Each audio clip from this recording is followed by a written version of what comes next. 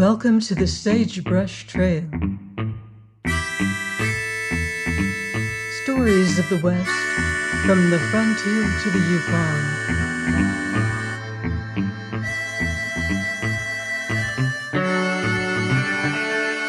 I'm Mardell, reading Delilah of the Snows by Harold Binlaw. Chapter 6, Hall Sewell. The afternoon was clear and cool, but bright sunlight filled a glade among the towering pines which creep close up to the western outskirts of Vancouver City. They are very old and great of girth, and though here and there a path or carriage drive has been hewn through the strip of primeval wilderness, the municipal authorities have been wise enough to attempt no improvement upon what nature has done for them, and Stanley Park remains a pleasance whose equal very few cities possess. It is scented ambrosially with the odors of balsam and cedar. Deep silence fills the dim avenues between the colonnades of towering trunks, and from every opening one looks out upon blue water and coldly gleaming snow. On the afternoon in question, the stillness was rudely broken by a murmur of voices, unmodulated and sharp, with an intonation which sounds especially out of place in the wilderness, though it is heard there often enough, from the redwoods of Oregon to where Alaskan pines spring from 10 feet of snow. A crowd of people were scattered about the glade, and while some of them were dressed in store clothes, and a few in coarse blue jean, the eyes of all were turned towards the stump of a great cedar, sawn off a man's height above the ground, which formed a natural platform for a speaker whose address had astonished most of them. Ingleby and Ledger lay a little apart from the rest, where the sunlight fell faintly warm upon the withered needles, while Hetty was seated near them upon a fallen fir, displeasure in her eyes and her lips set together.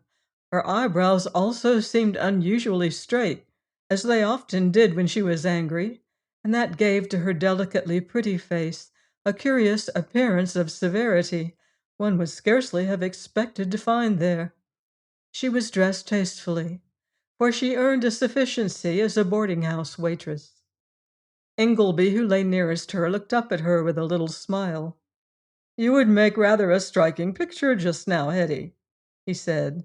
"That is a most attractive frown.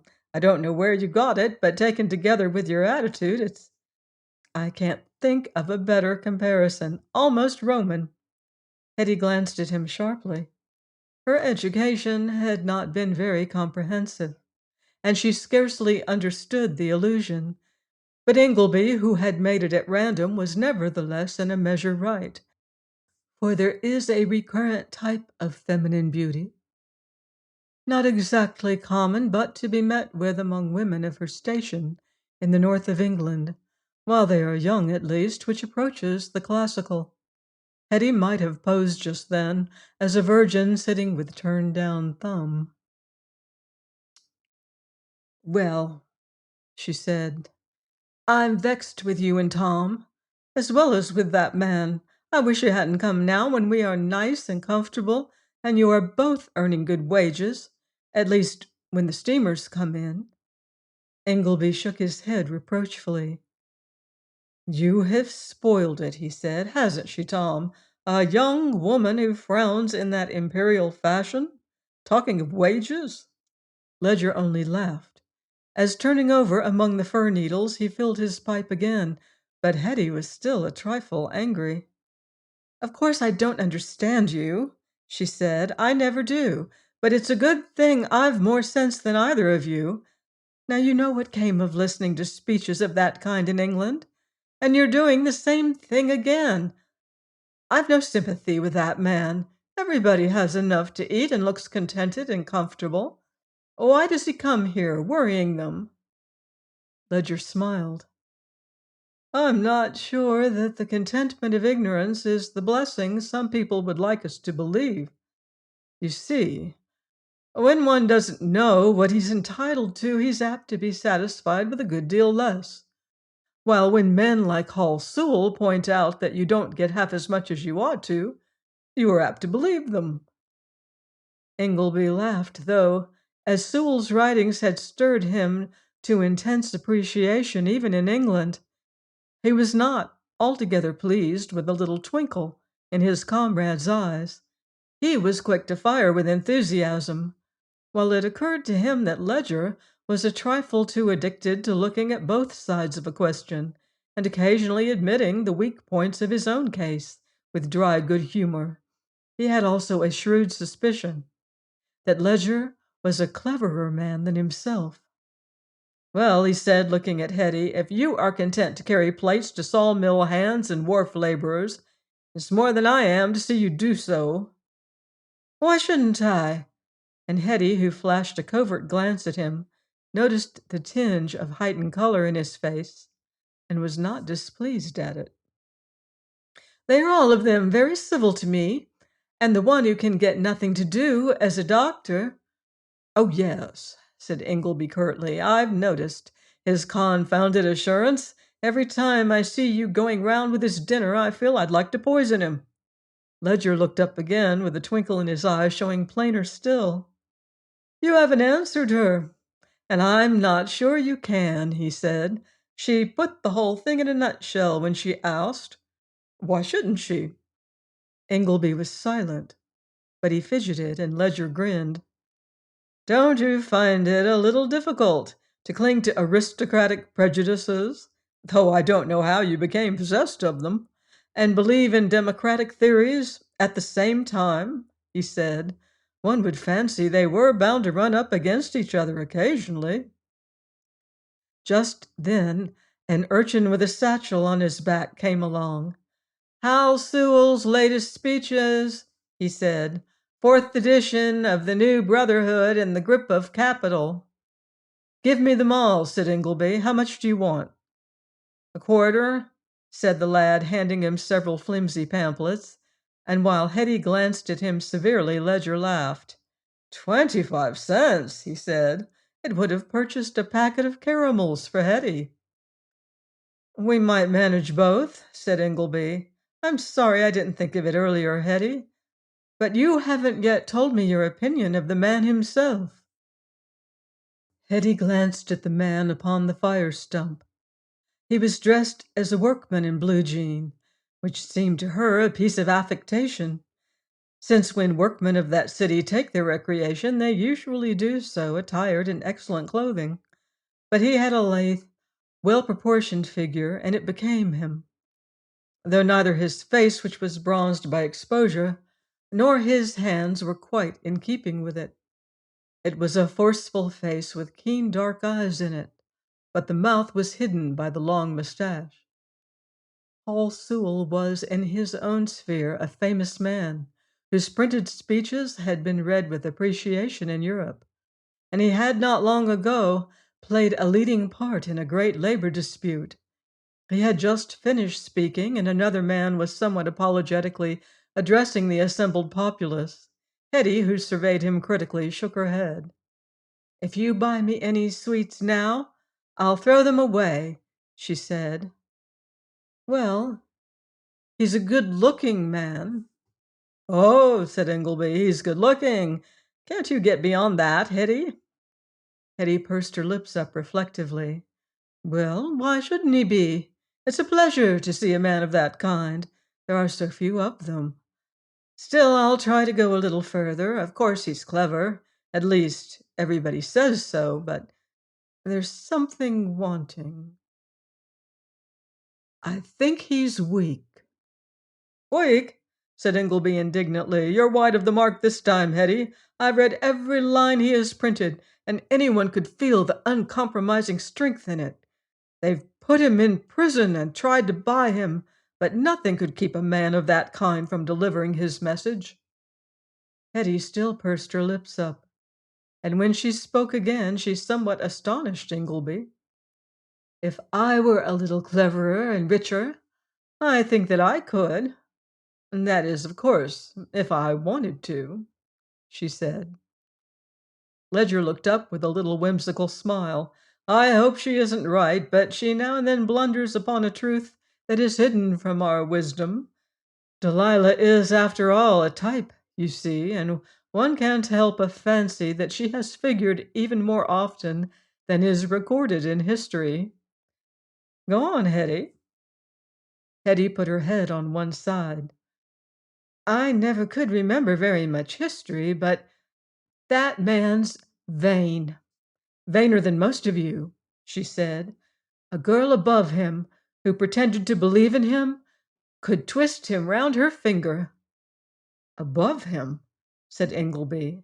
Hetty looked at him curiously. Yes, you know what everybody means by that, and it's generally a girl of that kind that men with your notions fall in love with. It's because you want so much more than is good for you that you have such notions. Considering that she is a girl and by no means clever, Hetty's reflections occasionally at least display an astonishing comprehension, said Ledger. I really don't mind admitting it, though I am her brother. Ingleby said nothing. Though he felt uncomfortable, he was fond of Hetty in a brotherly fashion, but as he had never supposed her to be imbued with any intellect worth mentioning, her occasional flashes of penetration were almost disconcerting.